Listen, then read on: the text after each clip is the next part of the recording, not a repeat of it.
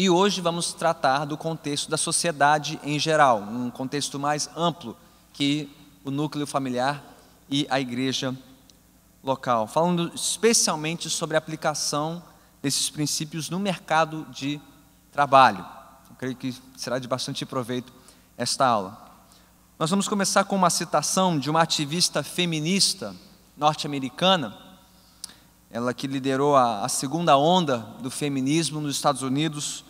Em 1971, Gloria Steinem disse o seguinte: estamos tratando de uma sociedade em que não haverá papéis, exceto aqueles que foram escolhidos ou merecidos. Gloria Steinem pregando o evangelho feminista há quase 50 anos, que dizia o quê? Estamos tratando de uma sociedade em que não haverá papéis, exceto aqueles que foram escolhidos ou merecidos. Este foi um movimento que, a partir dos Estados Unidos, advogou pela libertação das mulheres de uma cultura que elas taxaram de opressiva, machista e patriarcal, condenando um arranjo social tradicional e promovendo uma nova ordem mundial, uma sociedade onde a única distinção entre homens e mulheres seria a biológica e nada mais. Além disso, segundo Gloria Steinem, homens e mulheres são iguais e, portanto, podem e devem ocupar os mesmos espaços na sociedade como um todo. Cada um deve ser livre para desempenhar a função que desejar. Bem, depois de 40 anos, quase 50 anos depois, a nossa sociedade ocidental está cada vez mais próxima desse ideal feminista, de uma nova ordem social e mundial, mas lamentavelmente cada vez mais distante do padrão bíblico, do ideal bíblico para homens e mulheres. Mas hoje queremos responder a seguinte pergunta: como nós podemos desempenhar a nossa masculinidade e feminilidade bíblica em um mundo feminista? Não vivemos mais na década de 70, nem mesmo antes, muito antes do feminismo. Não vivemos mais naqueles tempos, os tempos são outros. Então, como nós nos portamos de uma maneira bíblica e fiel nestes tempos feministas? Bem, nas últimas semanas nós tratamos desta questão em relação à vida no lar e na igreja local, apenas recapitulando, que no lar nós vimos que os maridos não devem ser nem apáticos, nem opressivos, mas amorosos e sacrificiais em sua liderança. Já as mulheres não devem ser nem serviçais, mas tampouco usurpadoras da autoridade dos seus maridos, mas sim auxiliadoras fiéis. Na igreja local nós vimos que tanto homens como mulheres devem desempenhar um serviço fiel, com os dons e talentos que Deus concedeu a cada um, se bem que o papel de instrução na igreja, estamos falando de instrução em contexto público, em audiência mista, o papel de liderança e de ensino na igreja, seja liderança pastoral ou diaconal, compete exclusivamente a homens, conforme a ordem expressa do Senhor. Mas quando saímos do lar e quando saímos da igreja, estamos em praça pública, no mercado de trabalho, no restante da sociedade, como nos portamos? Como praticamos os princípios bíblicos? Como a masculinidade e a feminilidade bíblica se aplica nesse contexto? A questão aqui é mais delicada, gente, e mais desafiadora. Por quê? A Bíblia não fala com tamanha clareza sobre os nossos papéis na sociedade como um todo, como fala sobre a vida no lar e a vida na igreja. Então o que fazemos com isso? Fechamos a Bíblia, depois que saímos de casa e saímos da igreja, e fora de casa e fora da igreja vale tudo? Não há regras, cada um decide o que quer fazer da sua vida, que papel cumprir, que espaço preencher? Absolutamente não. Nós precisamos nos reportar sempre aos princípios, aos padrões e às prioridades que Deus estabelece para homens e mulheres, seja em casa, seja na igreja, ou seja, em praça pública, no mercado de trabalho. Se bem que temos que saber aplicar esses princípios com sabedoria e com discernimento. É isso que queremos fazer na aula de hoje. Mas primeiro, recapitulando os princípios. Que princípios são esses? Novamente, como já vimos em Gênesis capítulos 1, 2 e 3. Princípio número 1, homens e mulheres, sem sombra de dúvida, são iguais em valor e dignidade, pois ambos foram feitos à imagem e semelhança de Deus. 2, Deus os criou iguais em valor, mas distintos em seus papéis. E ambos os papéis são importantes. Tanto o papel do homem, de ser provedor, protetor e prestador de contas pelo seu lar, como o papel da mulher de ser sua fiel ajudadora, principalmente responsável por gerir e cultivar a vida. Ok? Agora, mesmo que a Bíblia não aborde diretamente os papéis do homem e da mulher na sociedade em geral, isso não significa que os princípios bíblicos sejam irrelevantes na sociedade. Independente dos espaços e das funções que ocupemos este mundo, ao menos devemos esperar e desejar que os homens continuem se posicionando como principais provedores, protetores e líderes na sociedade como um todo. E que as mulheres se posicionem de forma a auxiliá-los, pois é assim que Deus os criou.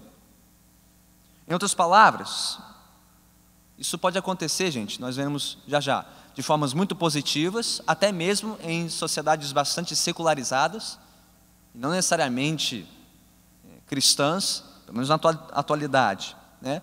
Isso também pode se manifestar de maneira bastante negativa no mundo caído, ok? Mas, ainda assim, nós devemos entender e desejar o padrão divino para as nossas vidas, em casa, na igreja e na sociedade. Afinal de contas, a alegria e a paz da raça humana não vem quando nós ignoramos, ou negligenciamos, ou abandonamos os padrões de Deus, mas sim quando nós os respeitamos e os aplicamos, onde quer que seja, sim? Muitos pensam, não, pastor, mas se a sociedade não for cristã, se ela não for majoritariamente cristã, ou já que a fé cristã é uma questão de foro íntimo, pessoal, familiar, no máximo na igreja, nós não podemos impor ou esperar que o resto da sociedade busque este ideal divino. E tem muitos cristãos que fazem as pazes com isso. Pergunta, a sociedade será mais feliz ou menos feliz quando ela se afasta dos padrões de Deus? A raça humana será mais plena ou menos plena ao ignorar os princípios da palavra de Deus? E nós sabemos a resposta, não? Seremos mais felizes e mais plenos quanto mais nós seguirmos os princípios e os padrões de Deus, onde quer que seja, porque Deus criou todo mundo. Deus não criou só a nossa casa e a igreja. Ele criou todo mundo e quer que os seus padrões sejam respeitados em todo lugar. Okay?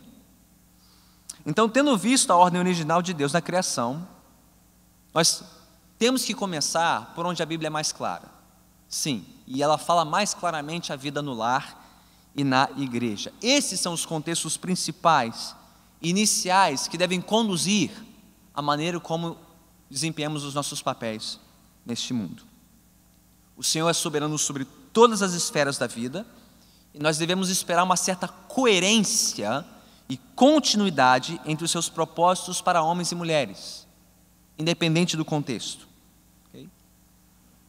Então, posto de outra forma, parece muito implausível que Deus ordenaria que homens e mulheres vivessem de uma forma dentro de casa e dentro da igreja, e depois os deixasse em liberdade para viver de uma forma totalmente contrária, fora de casa e fora da igreja. Faz sentido? Não faz sentido, né? Deus diz, não, vocês cumprirão esses papéis em casa e na igreja. Lá fora, vale tudo. Ou seja, os nossos papéis, como homens e mulheres, não são apenas uma fantasia que nós vestimos enquanto dentro das quatro paredes da nossa casa ou dentro das quatro paredes da igreja, e depois, não se esquece isso, guarda esta fantasia no armário e vai ser livre, seja feliz, faça o que você quiser da sua vida. Não parece coerente.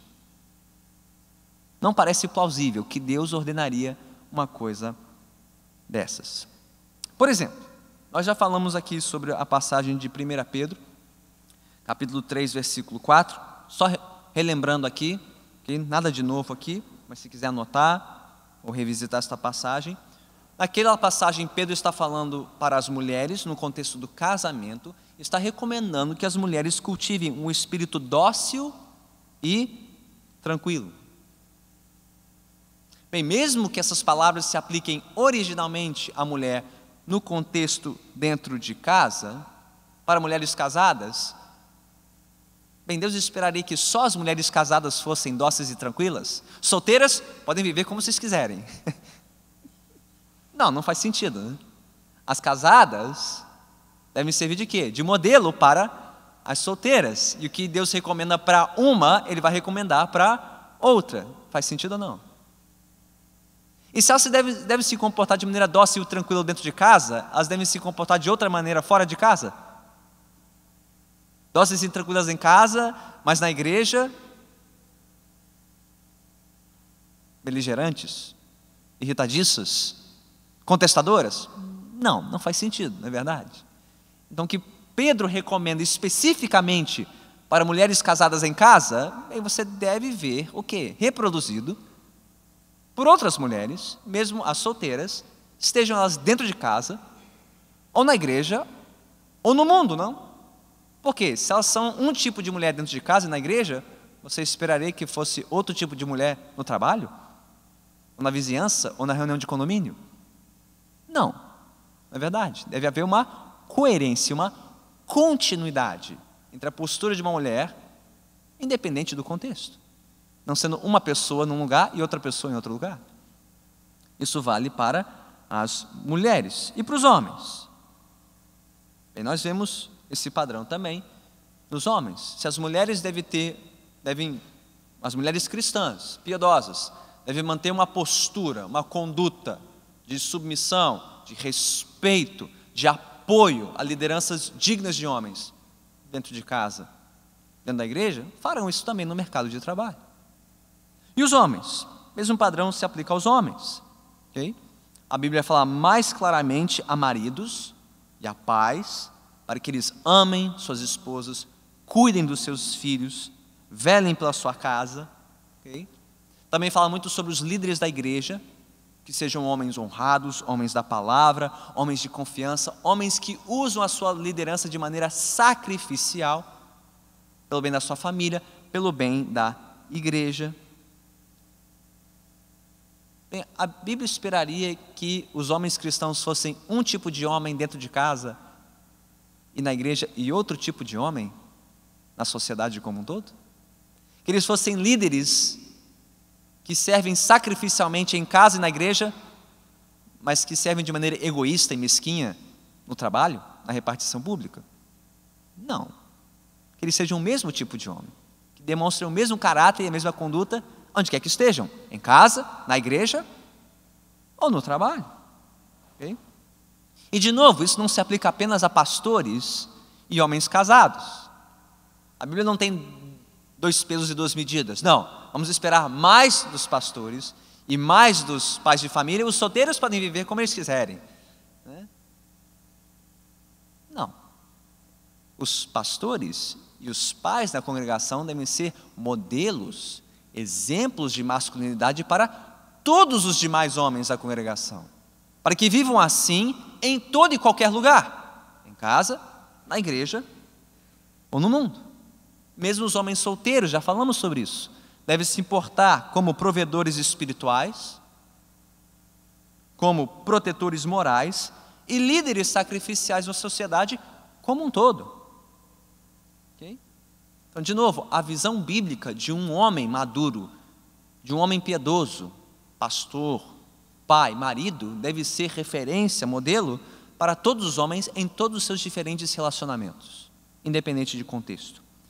Então, de novo, os papéis bíblicos para um homem e uma mulher não são apenas uma fantasia que a gente veste e coloca, arrumadinho, engomadinho dentro de casa, dentro da igreja, para depois abandonarmos isso, negligenciarmos isso fora de casa.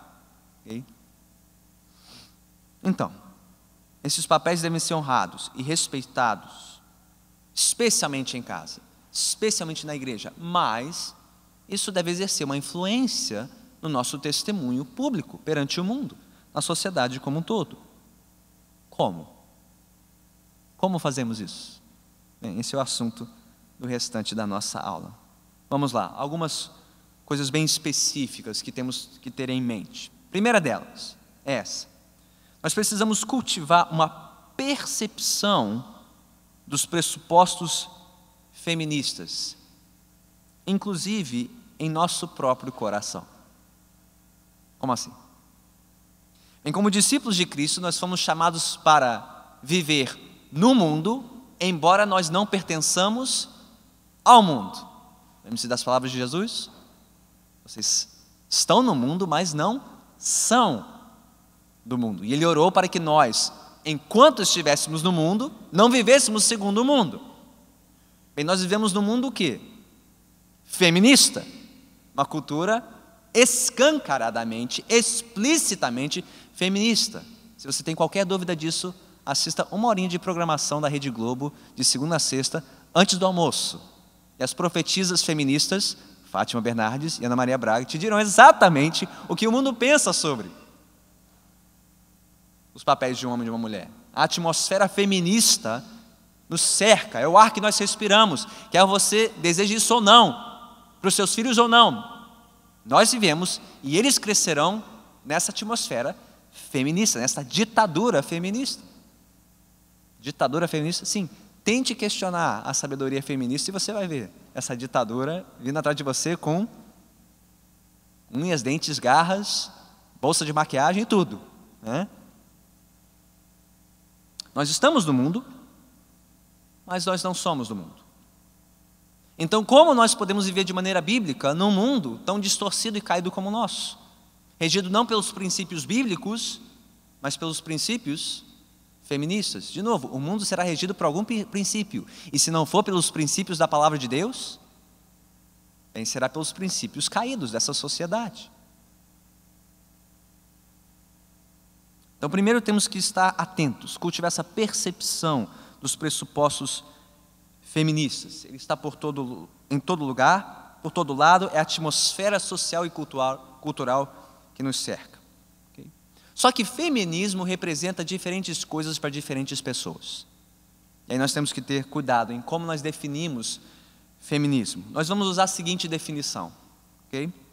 Feminismo é um movimento cultural abrangente que defende a igualdade absoluta entre homens e mulheres, através da eliminação de qualquer distinção entre os papéis de cada gênero.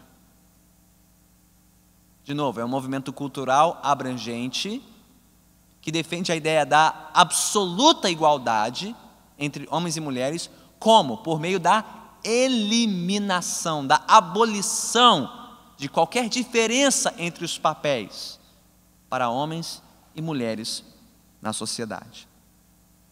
Então, antes de examinar os seus efeitos sobre a nossa cultura, vamos rapidamente aqui, muito brevemente, okay? De maneira bem panorâmica, só dar uma pequena história, uma pequena linha de tempo aqui do progresso, do avanço desse movimento que já tem quase 200 anos. Okay? Então, a primeira onda, ou primeira geração do movimento feminista, por volta de meados do século XIX, 1840, até o início do século XX, 1920, de aproximadamente uns 80 anos, surgiu de um chamado pela promoção dos direitos da mulher, principalmente o direito ao voto popular. Okay? Isso muito forte na Inglaterra, nos Estados Unidos daquela época, e junto com isso, meio que de carona, a defesa do voto, o direito ao voto para as mulheres, também a legalização da contracepção. Então, que hoje você pode adquirir em qualquer farmácia sem uma receita médica, isso era proibido por lei, até meados do século XIX. Então, junto com o direito ao voto, de expressão pública social, o direito sobre o seu corpo, sobre a contracepção. Isso já na primeira onda do feminismo. A segunda onda, ou a segunda geração, aí data de de um tempo mais próximo, décadas de 60, 70, 80 do século XX. Tem muitos aqui viveram esse tempo de uma revolução cultural, da revolução sexual, sexista e feminista, onde essa segunda onda feminista defendia o quê? A libertação da mulher do seu papel tradicional na sociedade, especialmente da sua conduta sexual. Okay?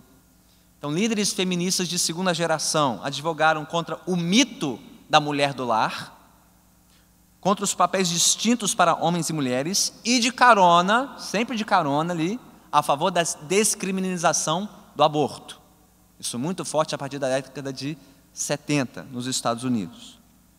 E alguns dizem que já estamos vivendo a terceira onda, ou a terceira geração do movimento feminista, desde a década de 90 até o presente. E esta é a onda, ou a geração mais diversificada, mais heterogênea, porque são uma série de vozes feministas distintas, defendendo não só as agendas antigas da primeira e segunda geração, mas também a favor do multiculturalismo e da expansão das conquistas feministas para causas como uniões homoafetivas, como a agenda LGBT. É quase que um encarne com as defensoras do feminismo do presente. Então, já advogando um passo além. Então, você vê que a coisa, né, é uma ladeira escorregadia. Né? Começou como algo até um certo ponto legítimo, o direito popular ao voto, mas que hoje já atinge a redefinição da família, a redefinição sobre o corpo, santidade da vida. Okay? Então, de novo, tem uma gama, estamos falando sobre um espectro de feministas, desde as, digamos, as mais conservadoras até as mais revolucionárias. Okay? Como nós podemos avaliar esse movimento? Okay?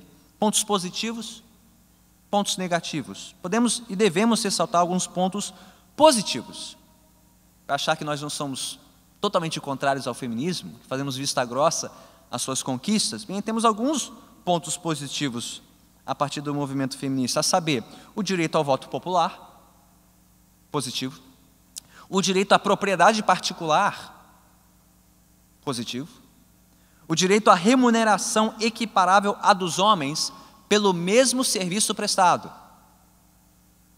positivo. Parêntese, muito do que é dito hoje sobre a remuneração desigual entre homens e mulheres é uma ficção, porque mensura-se todo tipo de trabalho feito pelas mulheres e todo tipo de trabalho feito pelos homens. Mas isso é uma comparação injusta, porque a maioria das mulheres não tem como trabalhar o mesmo número de horas e nem tem a mesma produtividade que os homens. Não é por falta de capacidade, é por prioridades distintas. Mulheres que não querem trabalhar tanto como os homens porque querem cuidar dos seus filhos, querem cuidar da casa. Então pegam-se números absolutos e dizem, olha, como as mulheres ganham tão menos que os homens. Tendenciosas as estatísticas. O que hoje se vê é uma remuneração bem mais equiparável quando as mulheres prestam o mesmo serviço que os homens. Fecha parênteses. Mas isso é um ganho positivo. Mulheres sendo remuneradas de maneira equiparável aos homens quando trabalham da mesma forma, mesmo número de horas, mesmo cargo, mesma função. Além da abertura, mais um ponto positivo, a abertura do mercado de trabalho para carreiras e profissões antes inexistentes para as mulheres. Ok? Todos os pontos positivos. Ok? Aumentando a contribuição das mulheres para a sociedade e, por que não, aumentando a influência de mulheres cristãs em vários segmentos da sociedade. Não só educação, mas na área da saúde, recursos humanos. Glória a Deus por isso. Porém, é uma herança mista. Ok? Apesar de termos vários pontos positivos, nós temos um enorme problema com o legado feminista. E qual é?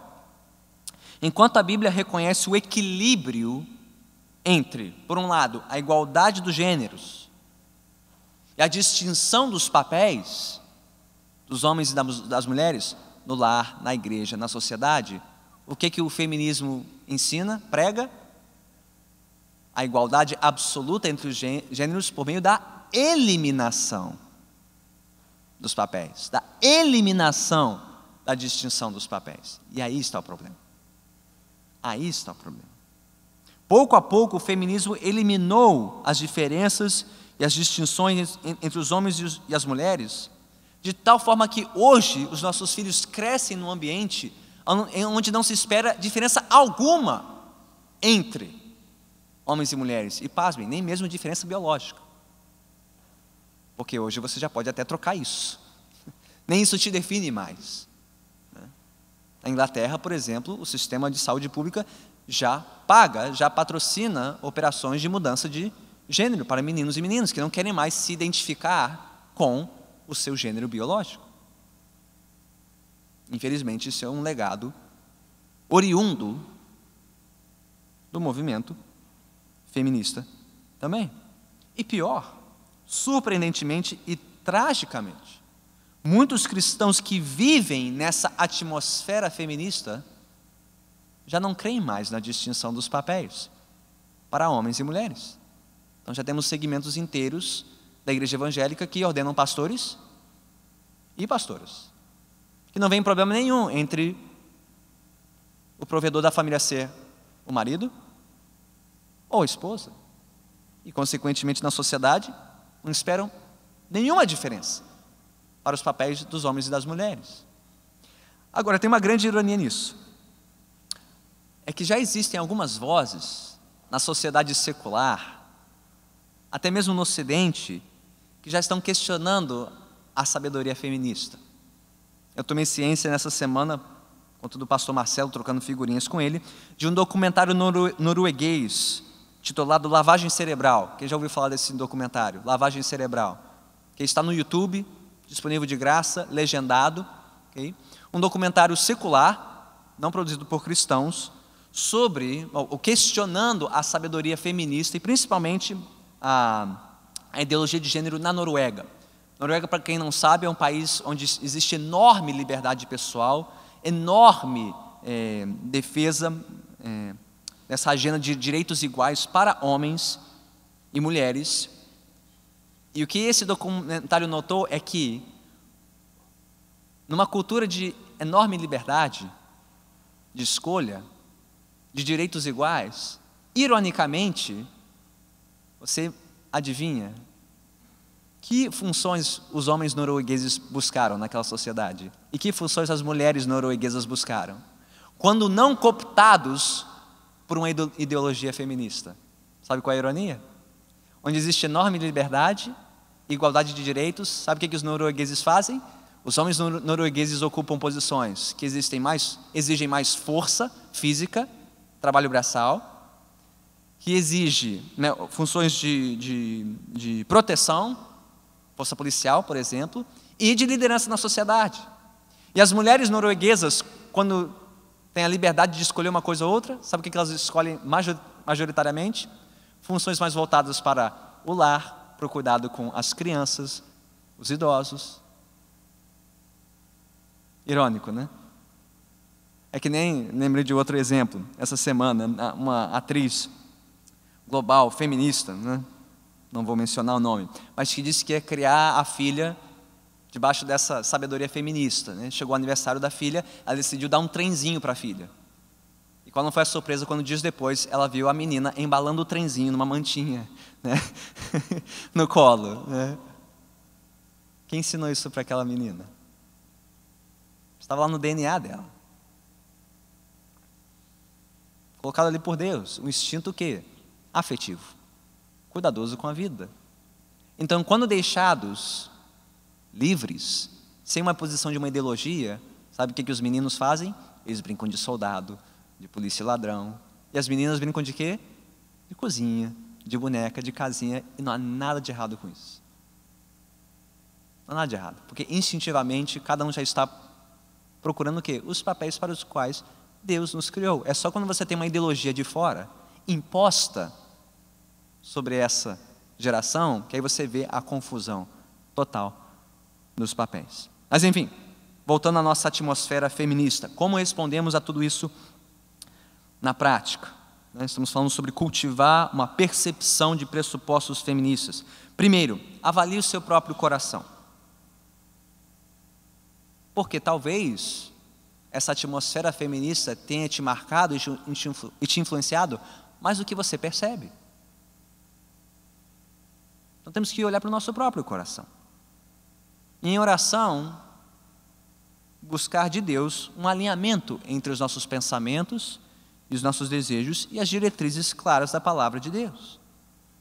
Então, se você acredita que para sermos iguais, para homens e mulheres serem iguais, eles devem ocupar os mesmos espaços na sociedade e desempenhar as mesmas funções, então é possível que na prática você tenha ignorado ou sequer compreenda a visão gloriosa das Escrituras, que mostra que somos iguais, apesar de termos sido criados com papéis distintos. Ou posto de maneira ainda mais simples, somos iguais, sim, mas intercambiáveis, não. Uma coisa é ser igual, outra coisa é ser substituível. Somos iguais perante Deus, mas não somos substituíveis, intercambiáveis.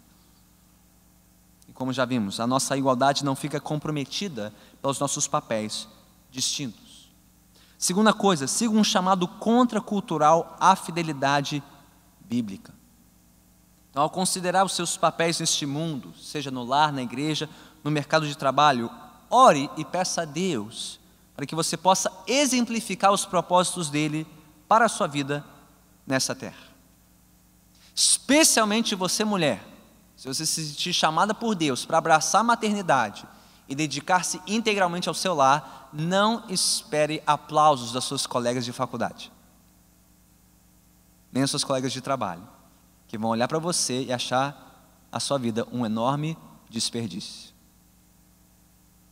Algumas talvez já estejam vivendo assim. Que Deus as honre, que Deus as abençoe pela sua fidelidade à palavra de Deus. E sim, você vai ter que nadar contra a correnteza. Não espere aplausos, não espere reconhecimentos, espere umas caretas, caras fechadas, reprovação, quando não da sua própria família.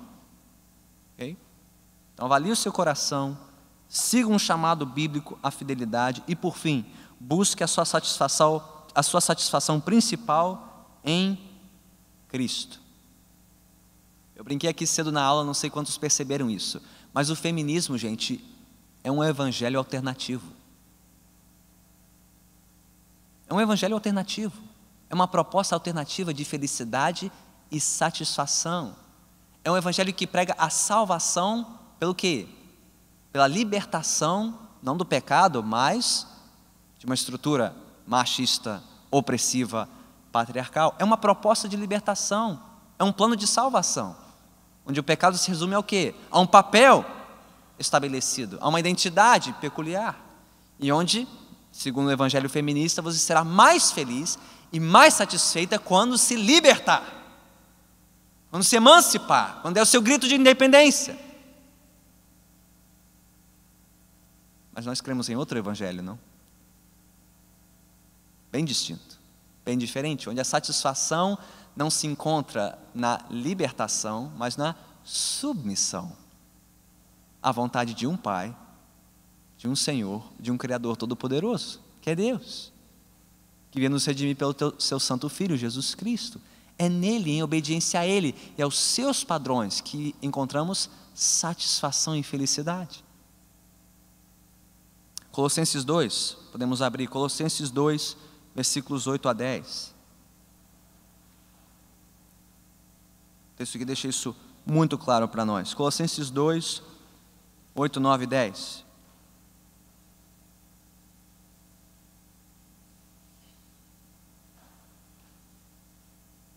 O que diz a palavra de Deus aqui? Num outro contexto que o nosso, mas eu acho que se aplica bem à ditadura feminista da nossa época. Colossenses 2, versículos 8, 9 e 10. Acompanhe a leitura.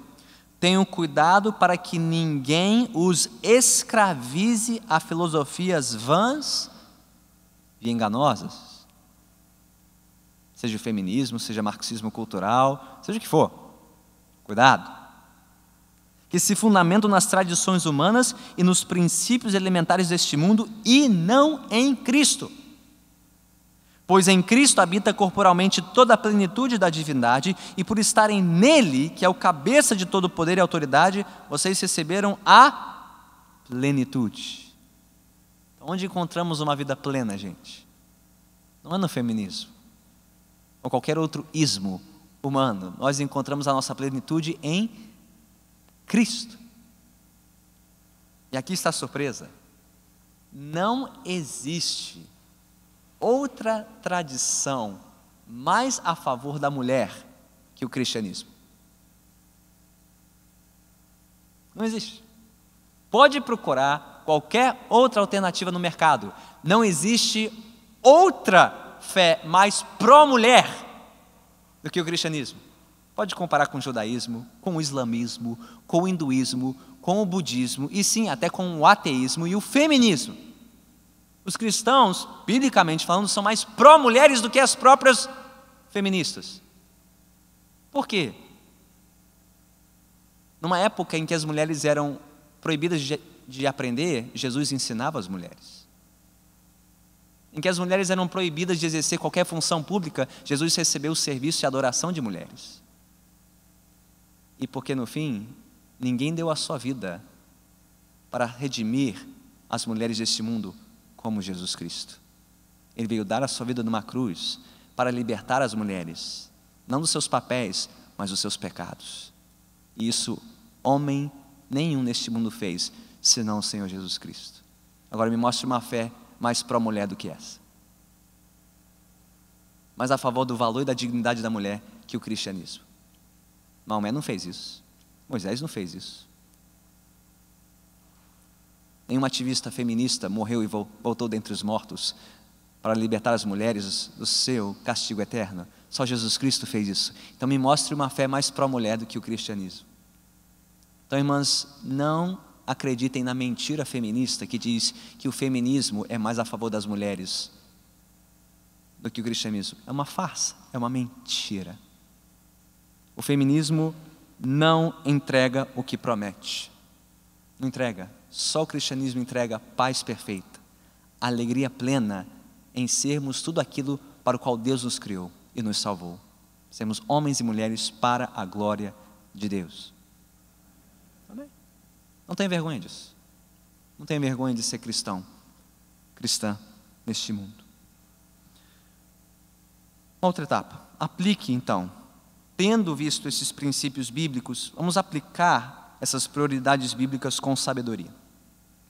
Nós estamos na teoria, mas a pergunta é como isso vai repercutir de maneira prática em nossa atuação na sociedade. Okay?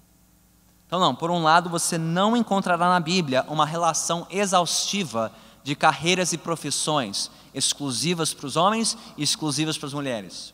Pastor, minha filha vai entrar na faculdade, que faculdade ela deve escolher? A Bíblia não diz. Não, ela pode fazer essas faculdades, essas estão facultadas para as mulheres, mas essas aqui não, só para homem. A Bíblia não diz isso. Ok? Mas por outro lado, cremos que os princípios bíblicos aplicam-se em qualquer contexto, não só no lar e na igreja. Então vem a pergunta, como nós nos portamos de maneira prática neste mundo? Bem, mesmo reconhecendo um certo grau de liberdade e flexibilidade, nós não podemos ser mais taxativos que a própria Bíblia. Se a Bíblia não diz, letra por letra, não, a mulher pode fazer esse tipo de faculdade e não este aqui, pode exercer essa profissão e não outra. Temos que ter uma certa liberdade e flexibilidade, mas com sabedoria e discernimento. À luz disso, podemos recomendar duas coisas, para terminar. Primeiro, busque ocupar um espaço na sociedade que melhor condiz com a sua identidade como homem ou mulher, em vez de funções que possam minar ou suprimir a sua masculinidade ou feminilidade. Como assim? É uma dúvida bastante prática. Por exemplo, quando mulheres se veem diante da oportunidade de um emprego, de uma posição onde elas exercerão liderança e autoridade sobre outros homens, um cargo de chefia, de supervisão, o que uma mulher cristã faz numa situação como essa? Ora, clama, pensa, reflete, certamente. Pergunta, Uma mulher cristã está proibida pela palavra de Deus de exercer uma função como essa? Não necessariamente. De novo, nós não temos instruções claras para a vida fora de casa e fora da igreja, como nós temos para dentro de casa e dentro da igreja. Então não há nada na Bíblia que impeça a priori que uma mulher aceite uma função de chefia, até mesmo de presidência de uma empresa, ok? Uma função de diretoria. Porém, todavia, contudo, uma mulher cristã deve considerar que tipo de autoridade e liderança um determinado emprego exigirá dela e como isso afetará a expressão da sua feminilidade. Ok? Então, por exemplo, o emprego em questão tornará mais fácil ou mais difícil a expressão da sua feminilidade? De novo, em tese, não há nada que a impeça a priori de exercer um cargo de chefia, de liderança, de supervisão. Mas isso não quer necessariamente dizer que ela deve ocupar um cargo de chefia, de liderança ou de supervisão. É preciso levar em consideração a natureza dessa supervisão e dessa liderança, porque há diferentes tipos de supervisão e liderança, mesmo no mercado de trabalho. Desde lideranças mais diretas e pessoais, como um oficial do exército, ou um mestre de obras, que me parecem funções mais adequadas para homens, mas também certos tipos de liderança mais indireta e impessoal, como a diretora de um setor de RH.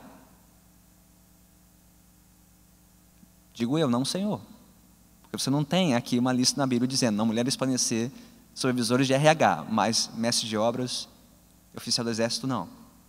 Ok? Então você tem que comparar o tipo de liderança, o peso da autoridade, a voz de comando que ela terá sobre outros homens. Ok?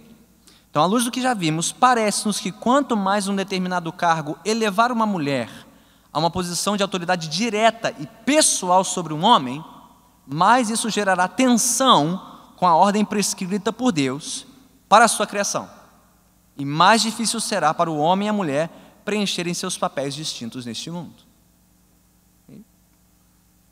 De novo, não podemos absolutizar essa questão, ela carece de muita sabedoria, muito discernimento, até porque você tem exemplos no mundo corporativo de mulheres, até mesmo cristãs, que exercem uma excelente influência sobre os seus ambientes de trabalho, em posições de chefia e liderança sobre outros homens, sem que isso mine a feminilidade dela e sem que comprometa a masculinidade dos seus subordinados. O ponto mais crucial é esse, gente, e mais contracultural. Como é que o mundo define a maneira como escolhemos um emprego? Vamos ser bem práticos. Se dá dinheiro e se me satisfaz. Se eu gosto disso e se vai me dar maior retorno financeiro. Esse é o critério do mundo. Prioritário, sim ou não? Mas quais são os critérios prioritários de um cristão? Não é necessariamente se é a função mais rentável, às vezes nem necessariamente a mais desejável. Porque estamos nesse mundo não para a nossa glória, e sim para a glória de Deus. Para ocuparmos os espaços e os papéis que Deus nos delegou. E cremos que Deus deu um conjunto de dons e talentos para homens e mulheres, a fim de preencher espaços mais estratégicos e adequados para cada um. Então a pergunta final não é se isso vai me trazer mais felicidade ou se vai me trazer mais dinheiro, mas se isso vai trazer maior glória a Deus. Por meio de uma postura adequada à minha identidade como homem ou mulher. Dito tudo isso, nós não vivemos no mundo ideal. Nem todo mundo vai ter liberdade de escolher o seu emprego predileto, o seu salário adequado. Você tem que pagar as contas, cuidar dos seus, da sua família, ser generoso com a igreja, socorrer os demais. Então você precisa arbitrar, pela palavra de Deus, em oração, qual é a posição que mais trará honra e glória a Deus.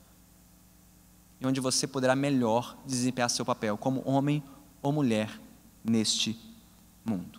Então esse é o primeiro conselho. Busque ocupar um espaço na sociedade que melhor condiz com a sua identidade como homem ou mulher, em vez de funções que possam minar ou suprimir a sua masculinidade e feminilidade. Segunda coisa, segundo conselho, e com isso fechamos. Seja qual for a posição que você ocupar na sociedade, faça o melhor para comportar-se de tal maneira que melhor expresse a sua masculinidade ou feminilidade de maneira piedosa, segundo a vontade de Deus. O que isso significa na prática? Bem, caso uma mulher cristã ocupe uma posição de autoridade ou liderança sobre outros homens, ela deve preencher esse papel sem comprometer a sua feminilidade. Em outras palavras, uma mulher nesta posição não deve cair na tentação de agir de maneira mais masculina e menos feminina só porque ela está numa posição de liderança. Aí vem a tentação dela engrossar a voz, dela querer ser mais fria, mais impessoal, ser menos mulher só porque ela está numa função de liderança. Uma mulher que faz isso 40 horas por semana, dificilmente conseguirá ser uma boa auxiliadora em casa e na igreja. Porque ela está tão acostumada a ser a chefe, a que manda, isso vai comprometer a sua feminilidade. Se você estiver numa posição de liderança, mulher, vigie seu coração. Irmãs, vigiem seu coração. Para não serem o que não são, porque não foram criados para si. Ok? Então vigiem. Vigiem contra essa tentação.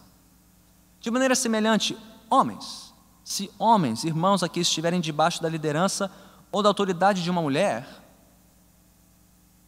bem, você não deve menos obediência a ela do que a um chefe do gênero masculino, porque você faz o seu trabalho como para Deus e não para a sua chefe ou supervisora. Então faça o que você faz como para o Senhor em primeiro lugar. Então cumpra a sua função com o coração sincero, fazendo tudo para Deus, demonstrando honra e cuidado para com a sua supervisora, e um cuidado com ela como você teria um cuidado com as mulheres em geral. Você não vai ser menos cortês e menos educado só porque ela é sua chefe, ela é sua supervisora, sua empregadora. Então seja cavalheiro, seja educado, preste contas do seu trabalho e, conforme exige a ocasião, vele pela proteção e pelo bem-estar geral do seu ambiente de trabalho, dando um exemplo profissional e íntegro em sua conduta diante de todos.